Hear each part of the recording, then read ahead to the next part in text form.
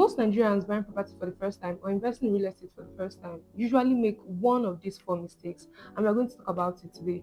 And you know how mistakes are. When you make a mistake, you would most likely, 99% of the time you make a mistake, you most likely regret it. So in today's video, I'm going to tell you four mistakes that first time investors make when investing in real estate. Now, the first one is buying for the hype. You know, you're just coming into real estate.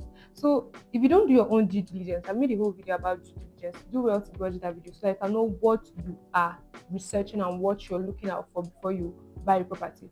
But if you don't do your own due diligence and you're just sharing a particular place, a particular place, a particular place, let's say where is popular in Enugu. It depends on what you want to invest in anyways. Land banking opportunity, or let's say buy and most like people tell, oh, Centenary City, let's use Centenary City because everybody wants to buy in Centenary City. The rich, the poor, every Tom, Dick, and Harry want to buy in Centenary City. And I won't blame them. Centenary City is a self-sustaining city. So it's a beautiful place and a wise investment to make. But people don't take into consideration the fact that Centenary City might not be the first property they should invest in or the first location they should invest in. Why? So many things come into play when you want to invest in Centenary City. The first thing is, as a first time investor, what is your budget? Some people might decide to come into real estate with 100 million, some people might only have 10 million, some people might only have 5 million, some people might only have 1 million, some people might have just 500k. Now, you with your 500k and 1 million or 5 million, you want to invest in Centenary City. I come bearing great news. You cannot. But there are other opportunities for you to invest in. But because you've not done your research and you're just buying for the hype, you might get yourself in a fix or two. That's one of the dangers of buying for the hype. You've not do your research. Just because it says Centenary City, you might just buy for the hype and buy from the wrong person. Hyped into problems. You have been hyped into debts, you've been hyped into issues, you've been hyped into legal problems. When you buy for the hype, most of the time you're just rushing it. There's a kind of rush that comes with it, and it's wrong when you're investing for the first time and you're rushing into the investment, because you should calm down and do your due diligence.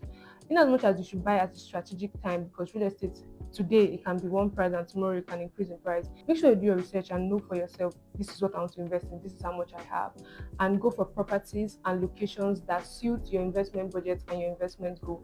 When you buy for the high, you might fall into the hands of people that would scam you. You might not verify the authenticity of the property or the person selling the property to you. So these are issues that come with buying for the high. Another thing is ignoring title verification. So because you're investing for the first time, you might not know how important the documentation of a particular property is. Let me tell you something. The documents of a property, the CFO you always hear, deed of assignment, survey plan, power of attorney, any land title that particular land comes with is as important as that land you're buying. Do not, on no account, should you buy a property without the documentation. The worst that can happen is buying the property without verifying the authenticity of that particular land title. Now, it depends on who you're buying from and the relationship you have with who you're buying from. But this is your first time buying, so this is most likely the first time you're seeing this person. So you need a real estate lawyer. But if you work with genuine realtors that sell genuine properties, you would never buy a property that is not genuine. So make sure that when you want to buy a property, you have verified the title, make sure you verify the title, and make sure you get the documentations of that property. Another mistake first time investors make when investing in real estate for the first time is that they buy far away from development. Make sure that even if you're buying a land banking property which is in a developing area, there is development going on there.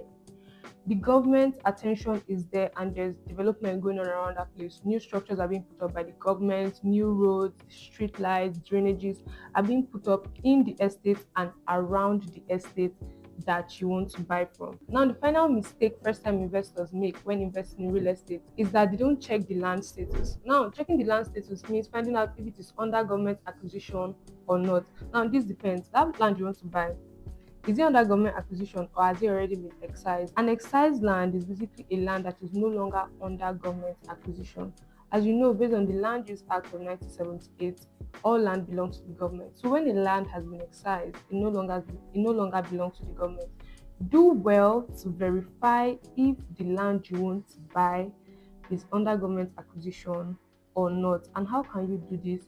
You can do this at the land registry. You go there and you find out if that land you want to buy is under government acquisition or if it is free from government acquisition.